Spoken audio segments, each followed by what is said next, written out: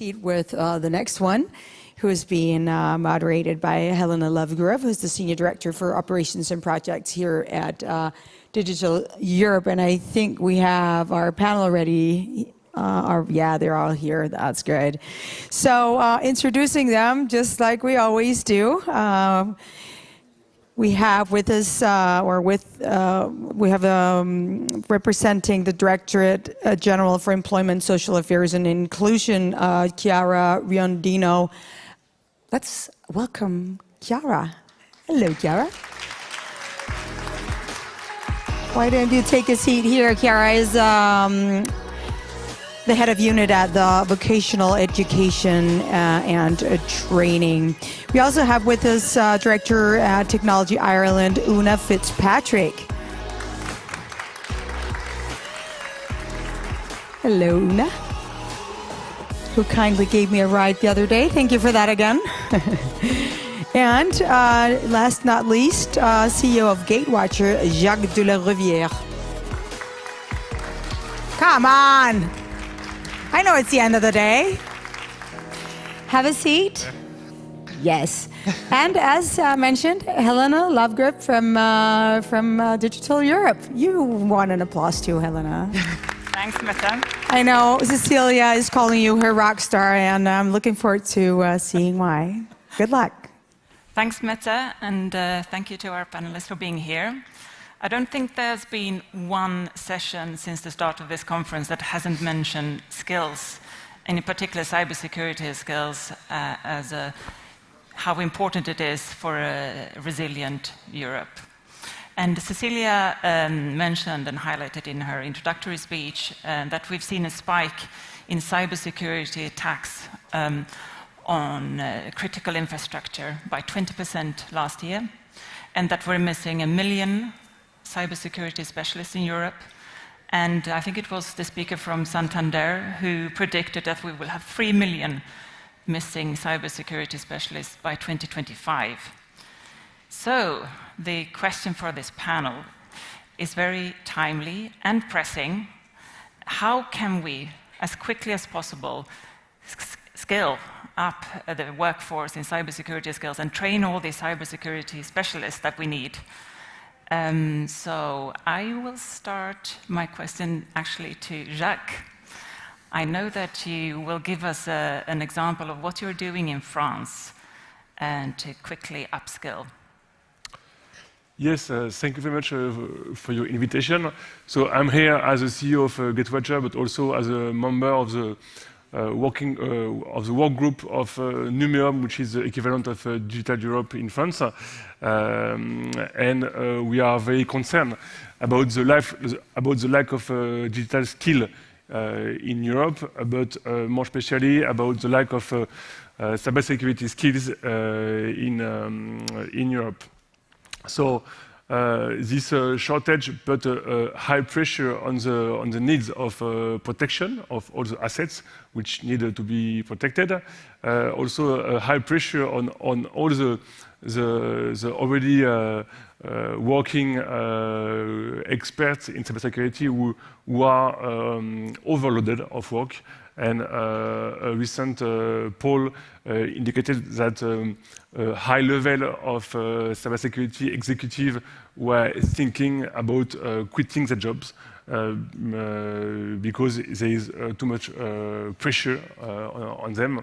So it's a main concern for us at Numeum and, of course, as an entrepreneur at Gatewatcher, to be able to have access to more skills. And it's also put pressure on the price of the innovation, because if you have a shortage of skills, as you can imagine, the income of the experts are increasing a lot. And so developing new innovation is obviously more expensive. So with all these items, these parameters, we have been thinking a lot in France on what to do, and we came to this very successful initiative, which is called Campus Cyber. Campus Cyber is a place a place where more than 160 entities, private companies, ministry, public entities have joined in the same place to work together in order to share about operation, training, innovation, and to upskill all together. So, I mean, it looks obvious that we needed such a place, but why? Just first of all, because of this shortage of skills, we needed to upskill much quicker all the new, all the newbies, and being all together in the same place increase the level of sharing. Sharing between the operation and the training. For example, Gatewatcher is, we have our HQ in the campus cyber, and just the next door is one of the main cybersecurity university in France, which is called EPITA. So we can share very easily with all the students and build innovation and project with them. Innovation, when you put everyone together, and as I was saying before, there is a high pressure on everyone. So we meet all the time in the same place, so it is much easier to share and to share all the information to go much quicker. So, and at least it's bring prestige to everyone in the community. Thank you very much, Jacques. And actually, I think this is a picture of the cyber campus that we saw just before. You can see it here, but not here. Yes. But maybe I can just ask, why did you choose to have a physical rather than a virtual campus, so to say? Yes, I mean, because of this shortage of skills, as we have all a high pressure on the protection of all the assets, if we are all in the same place, and after COVID, everyone was working on remote, and it happened even for us many times that my office is every day at the campus cyber, and many times I'm in a conf call on Teams or WebEx with someone, and I can see in the background that he's at the campus cyber. So I say, hey, we are in the same building, so let's meet. And I think because of all this high pressure, everyone needed to be in the same place to go quicker and to also share about this high pressure we all have on the business. Thank you. So I'm going to turn to you, Una. We have heard what they're doing in France. So what are you doing in Ireland? And can you give us some good examples of how to help companies to upskill in cybersecurity field? Absolutely, and I think it's great to hear about the campus cyber. I'd definitely love to steal and replicate that idea from an Irish perspective, and maybe even through the European Commission, a network of them throughout Europe would be really interesting. From our perspective, we very much have that kind of collaboration between kind of government, academia, industry, a multi-stakeholder grouping, and developed a cybersecurity skills initiative. So this is really industry design training, which is then funded. The design of the training is funded through a state agency called SkillNet Ireland, and that then allows the Technology Ireland ICT SkillNet then to design a program that is, very much meets the needs of industry. It's up to date. Academia is involved because it then accredits the program, and the state continues to be involved because it then subsidises the program, be it certificate, all the way up to a master's program, and allows people, within industry to get the training, but it's, up to 50% subsidised as well. So it really helps to boost the numbers. you know, it's not an easy process doing that. It does take time, but I think when you have all partners working together with the same end goal, you can really deliver fantastic benefits. And I always say in terms of cybersecurity, you know, we definitely need, you know, the 3 million is a scary number. We need, you know, very highly specialized cybersecurity specialists, but we also need, you know, technicians. We need, you know, certificate level. We need practitioners all along the value chain. And it really does start, you know, at a school level to introduce the concepts. And we are starting to see some of that now through the curriculum in Ireland. At a second level, that cybersecurity is being introduced as, you know, a subject, and there's courses and things like that, which is beneficial to see. It's a pilot program, but we're hoping it'll be rolled out nationwide. But these things are starting to happen. It's whether we can accelerate them, whether we can do them on a more unified basis, because I know talking to colleagues on the Digital Europe board, you know, we share kind of what's happening within our own member states, and very often we're like, oh wow, that sounds really interesting, I'd love to know more, and we end up, you know, we're sort of all kind of replicating or doing slightly variations on the same thing across member states, and I suppose a mechanism or a way to, you know, have a really great system and kind of have it across all member states. That's kind of the ideal. Wonderful, thank you so much, Una. And what is the main challenge, you would say, to get all these people? Is it the lack of trainings, or is it the lack of people to get to the trainings? It's a bit of both. I mean, obviously, once you design a program, before you can kind of scale it up and really get concrete numbers on it, you're going to have to run kind of a certain number of pilots, so that takes time. And then once you kind of have a critical mass, it's kind of getting the bodies through it. On the industry side, obviously, there's huge recognition that if you can get a really, really good course, it's accredited, you know, people will be interested in doing it. So we haven't really struggled on that side. I think from within industry, you can upskill. It's actually getting people to be from maybe outside industry or to reskill, that is the more challenging thing. So obviously if you're already working in the tech sector, you're going to be very aware of the need for cybersecurity skills, but perhaps if you work, I don't know, in banking or a pharma company, maybe it's not as clear cut, and maybe, you know, again, that's when it comes down to the C-suite level. So maybe the leadership of that company really need to, you know, call it out to their, you know, staff that this is, you know, a core skill, and it's one that they really value, because I think until there's a real value put on the skill and really appreciated cross-sectorally, maybe you know, that'll help with the drive to get the numbers to increase.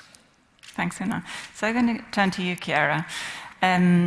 President von der Leyen announced last year that 2023 would be the European Year of Skills. And we are waiting from the Commission to hear more about the European Cybersecurity Academy, coming out more about that on the 5th of April. Can you tell us a bit more about these initiatives and how this will help to bridge the skills gap in skills in general, and digital skills and cybersecurity skills in particular?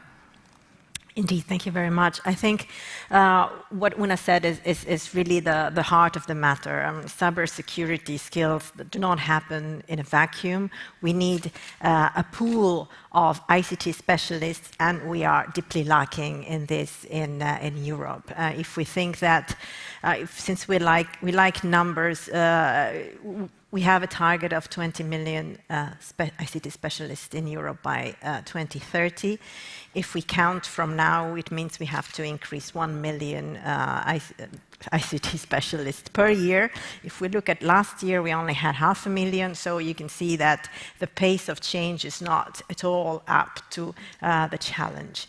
So even if you want to upskill and reskill, you need to start from a basis of people that go into STEM and ICT already when they are younger. We know that there is a huge gap in terms of gender, and we don't manage to attract and value women's skills and contributions in this sector.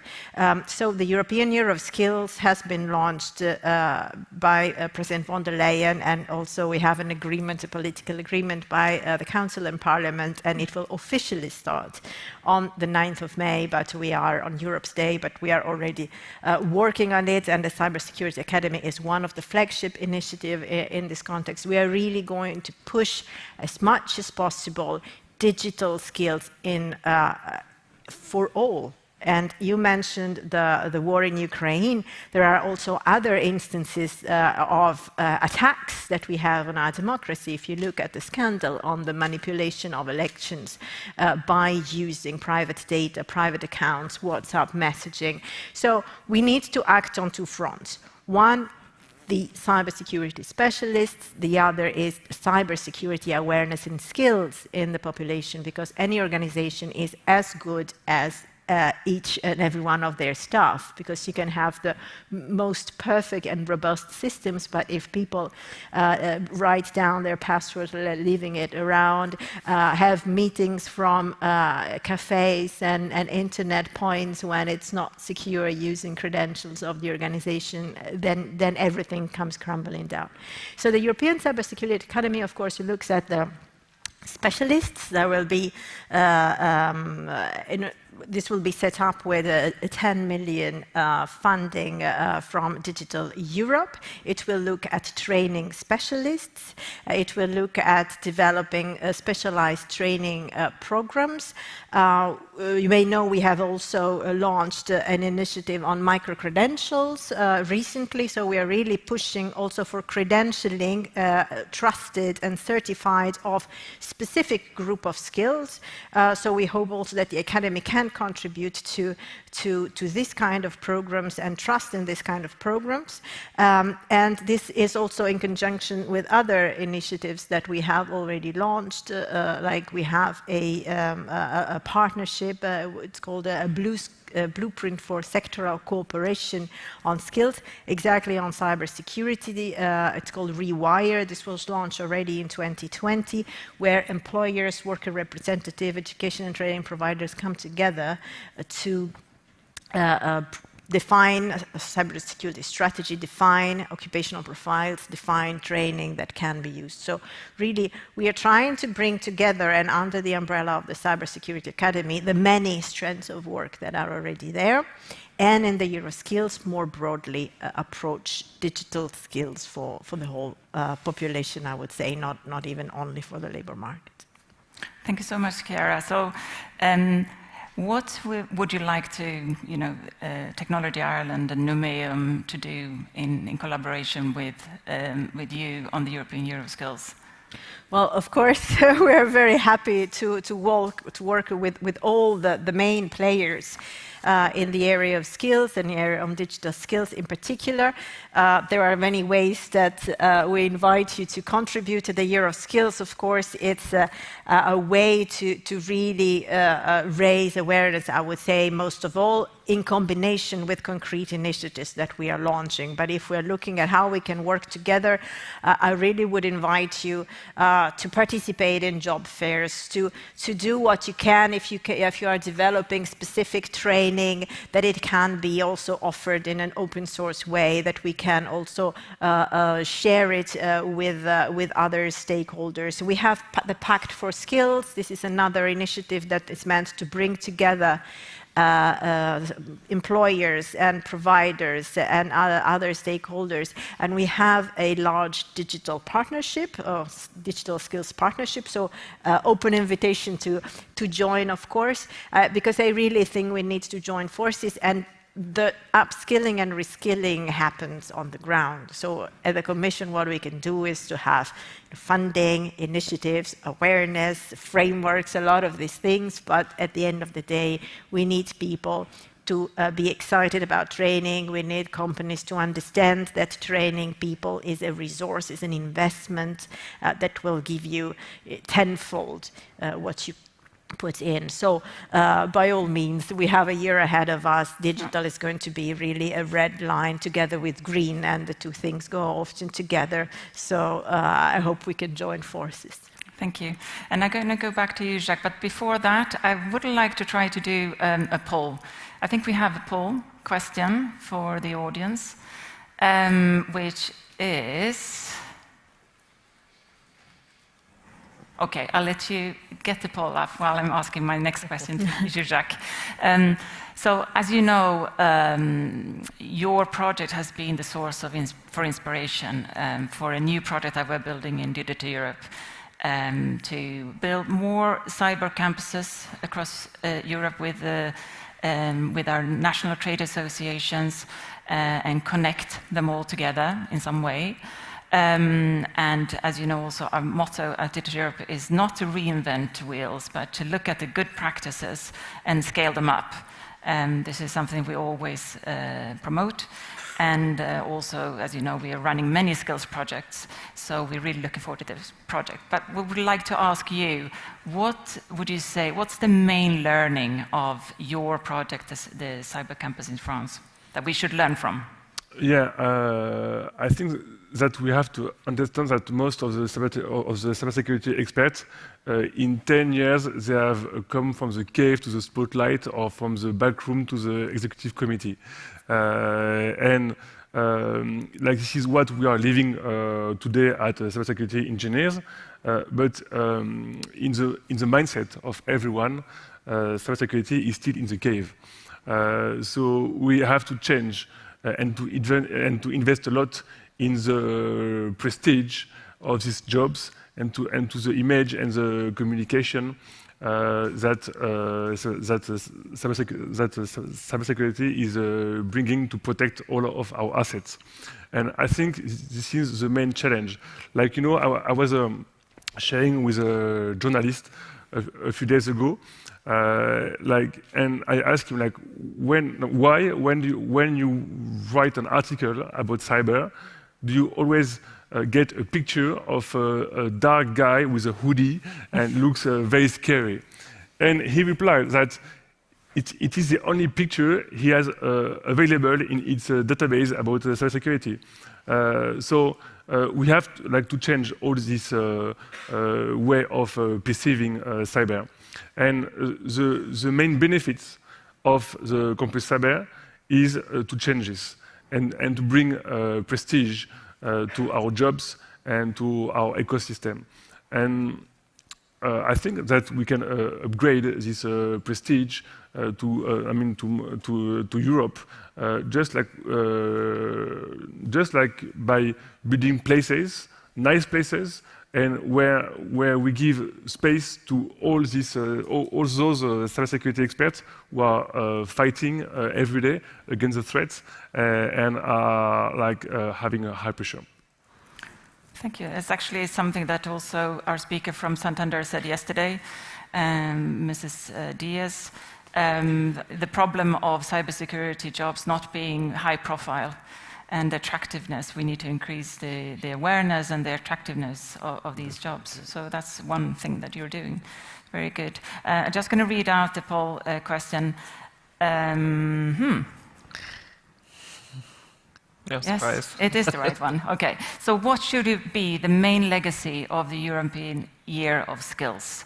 So we have 4 options here. Financial incentives, like the individual learning accounts or tax reductions, investing in employee individual cyber training, boosted attractiveness of cybersecurity jobs, which I spoke about that, development of new cybersecurity curricula, or more harmonization of cyber certification schemes.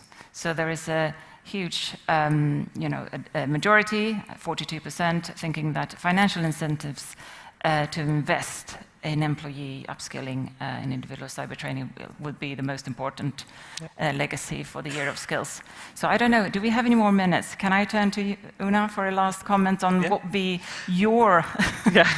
Well, I mean, I'm looking at the poll going, all 4, please. I can understand, obviously, the financial incentive. That has been a main component for us in terms of driving the uptake in terms of the courses, because it's reducing the cost to industry. It's accredited training then for an individual, which is obviously a very valuable thing to have. So I think it's very much linked with the curricula and the accreditation.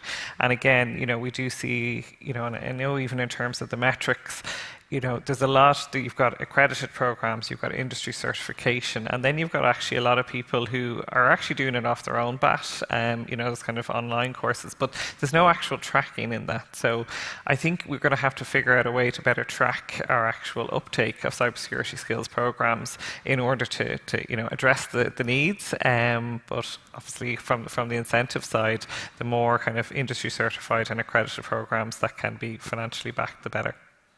Thank you so much, Una. And I'm also going to leave one last word to you, Chiara.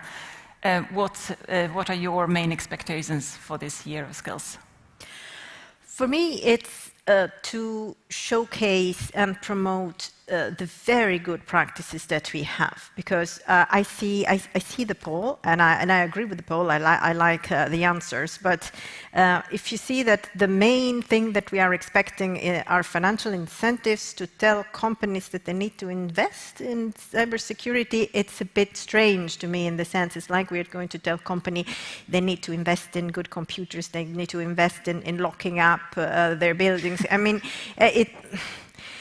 it's not that we're going to give money. I mean, there is a flood of money now, I think, from EU level. There has been the Recovery and Resilience Funds. There is Digital Europe. It has 600 million only for this. The Resilience Facility was 600 billion in general to use on this. We have the European Social Fund.